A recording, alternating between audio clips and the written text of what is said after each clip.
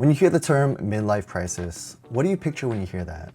Maybe you see a middle-aged man that's trying to get himself into a sports car, or a guy that's trying to dress and look a lot younger than he probably should. Whatever it is, it's probably someone that just looks like they're clearly confused and maybe they've lost it. And yeah, sometimes it really does look that cliche in real life. And oftentimes, it sneaks up in a way that's a little bit more discreet and a bit more cunning. And if you're not careful, you could actually be finding yourself in that very same situation. Hey, if you're new to the channel, my name is Daniel, and I help men to better help live out their faith in a way that's practical and logical. So if you're looking for real transformation, whether it's with your finances, your health, your relationships, but you still want to do it in a way that's very grounded and biblical, you've come to the right place. And in today's video, I want to talk about what a midlife crisis actually looks like for most men, and why, if you're in one right now, it may not actually be as bad as you think, but rather it's an invitation to something that could be really great and exciting. Now, I feel like I could speak on this firsthand because I'm kind of going through this myself. You see, a few months back, I got laid off from my job. I had spent my entire working career in the corporate world, which was over 12 years of my life. It was a great job, I was paid well, got to travel, a lot of flexibility, and I couldn't complain. And I thought I pretty much had my career path more or less figured out. But then I woke up and I got the news that my job was being eliminated. Now, here's the thing that nobody really tells you about moments like this. It's not just that you lose your job, but sometimes you kind of lose your sense of identity and purpose. And I know that was definitely the case for me. I would have thoughts like, who am I if I'm not doing this job? Or what am I gonna do for the rest of my life? Now, I think for a lot of guys, these questions might sound a little bit dramatic. I mean, people lose jobs all the time, but it doesn't necessarily mean you're going to go through some existential crisis. I mean, yeah, before this, I had lost jobs before, and it wasn't a huge deal. I just went out and found another job. But this go around, it just felt a little bit different, and I couldn't put my finger on it exactly. But the thought and feeling just kind of came over me. It made me really start to evaluate my life up until that point and consider where I wanted the next decade of my life to go. Now, there's a parable in the Bible, and I think it speaks to this idea so well. And it's a parable in Luke where Jesus is telling a story about these two builders. Now, one builder builds his house on rock, while the other builds his house on sand. And then a storm hits, and it hits both houses. The difference is it collapses one house while the other house stays completely intact.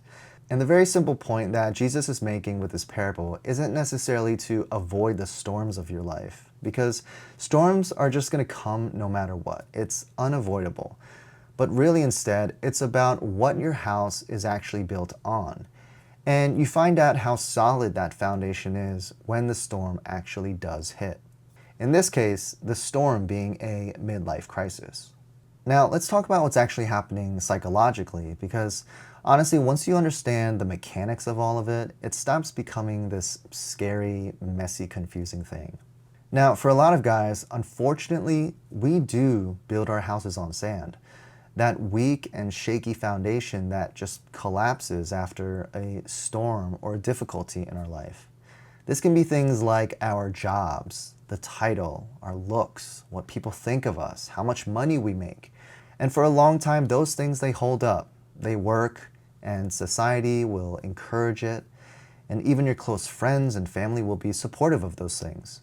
But here's the thing, when you build your life on these things, it seems good, it seems great, strong and stable, and then one day you wake up and you might be between your late 30s to mid 50s, and life just kind of throws something at you. Maybe you do lose that job, or you have a health scare, or maybe you get divorced. Whatever it is, it's enough to really start shaking up your world, and you find yourself struggling with it and starting to question a lot of things. And all of this does not mean that you're just going crazy or you're losing yourself, it's actually pretty logical when you think about it. And it's because you've built your life on poor foundation and the storm just finally showed up. Now, here's the key thing that a lot of guys will just completely miss and overlook.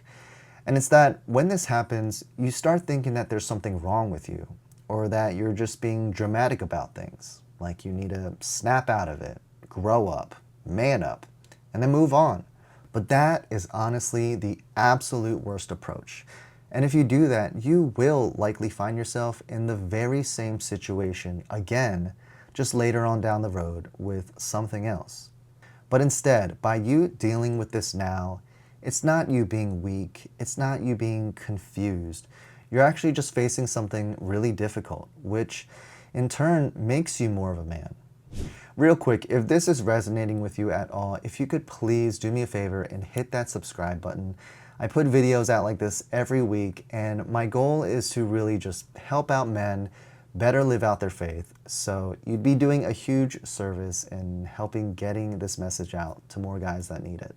Thanks again for your support.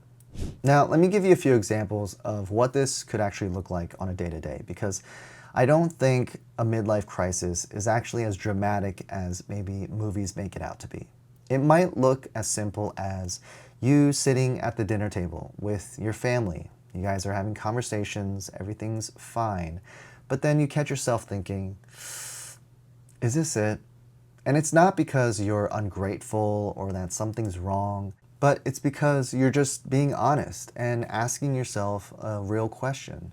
Or it could look like you running into an old friend and he's telling you about all of this great stuff going on in his life, and all of a sudden you feel this pit in your stomach that you can't really explain. Or maybe it's a milestone birthday. Maybe you're turning 40 or 45 or 50, and instead of being excited and happy, you feel more sad or down and kind of depressed about it. None of these things means that you're broken. It just means that everything you thought your life was built on is now getting called into question, and you can't really ignore it anymore. So here are some practical things you can do about this. The very first thing, and honestly it's probably the hardest one, is to just stop trying to make that feeling go away, and instead lean into it. Get curious about it. Ask yourself, literally out loud if you have to, what am I actually mourning? What am I sad about right now? Is it the job? Is it what the job stood for? And you just have to be really honest with yourself. It's okay, nobody's watching. If you're gonna do it, now is the time to do it. Don't do the thing that a lot of guys do, which is just ignore it or bury it or suppress that feeling, try to fix it and quickly move on. Recognize that that feeling is actually pointing to something very real in your life, and it's worth looking into. The second thing is take honest inventory of what you're actually building your identity on. And again, it's another moment to just be real and be honest. If your job or your business just disappeared tomorrow, would you still have a strong sense of who you are without it? Or maybe you lost it all your money or your looks, whatever it is. Would you still feel like you were worth something at the end of it? Now, I say all these things and you might be thinking to yourself, these are all just dramatic hypotheticals. That's not really how life is. I'm not really gonna lose everything. Well, if you're lucky, let's hope that's true for you. But really, it's more of a way to just gauge how well you sit and deal with these uncomfortable thoughts and questions. And the third and final thing is to start rebuilding your life on something that just can't be taken away from you. Which, if we reference the parable again, it's the very thing that Jesus is talking about.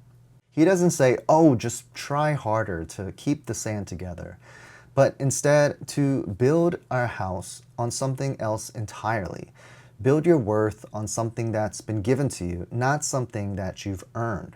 And as Christian men, as followers and disciples of Jesus, that simply just points to one thing and one thing only, and that's Him. Putting our identity in Christ. He is our rock. He is our foundation. Hey, if this video is helpful to you and you're interested in looking into more of these types of things, I built a guide called The Whole Man. It walks you through these exact same ideas such as identity and purpose and worth. It's completely free. You can find the download link in the description below. So, if you are in the middle of something like this right now, if something has shifted in your life and you're looking for clarity, I just want to encourage you with this one thing. Your life is not falling apart. You're not broken. And instead, God is giving you an opportunity right now for you to find out what you've actually been standing on. And now, you get to choose to build again on something that's actually going to hold up. This isn't a crisis, it's an invitation. If any of this hits something real, I genuinely love to know if you could please drop a comment and tell me what season of life you're in right now. Or if there's a topic you want me to cover for future videos, I read every single comment.